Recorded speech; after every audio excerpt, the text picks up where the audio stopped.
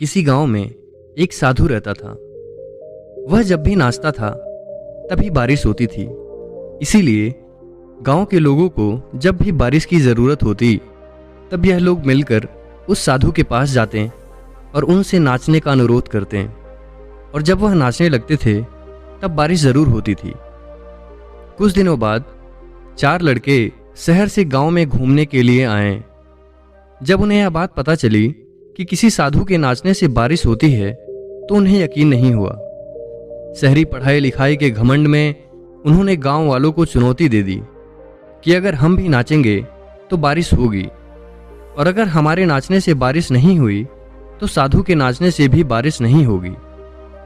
अगले दिन सुबह सुबह गांव वाले उन चारों लड़कों को लेकर साधु के कुटिया के पास पहुंचे। गांव वालों ने साधु को सारी बातें बताईं। फिर उन लड़कों ने नाचना शुरू किया। पहले लड़के ने नाचना शुरू किया। आधा घंटा बीत गया। फिर पहला लड़का थक कर बैठ गया, पर बादल नहीं दिखे।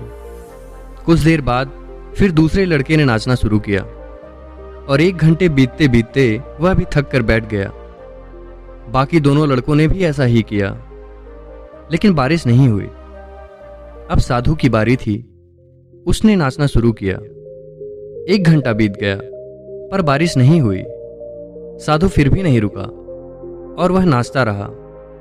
नाचते नाचते 2 घंटे बीत गए, पर बारिश नहीं हुई। 4 घंटे बीत गए, पर बारिश नहीं हुई। लेकिन साधु रुकने का नाम ही नहीं ले रहा था। धीरे धीरे शाम ढलने लगी कि तभी बादलों की गड़गड़ाहट सुनाई देने लगी और थोड़ी देर बाद जोरों की बारिश होने लगी। यह देखकर चारों लड़के दंग रह गए और तुरंत साधु के पैरों में गिरकर क्षमा याचना करने लगे। फिर चारों लड़कों ने हाथ जोड़कर साधु से पूछा कि बाबा, ऐसा क्यों हुआ कि हमारे नाचने से बारिश नहीं हुई परंतु आपके नाचने से बारिश हो गई? साधु ने उत्तर दिया, जब मैं नाचता हूं तो 2 बातों का ध्यान रखता हूं।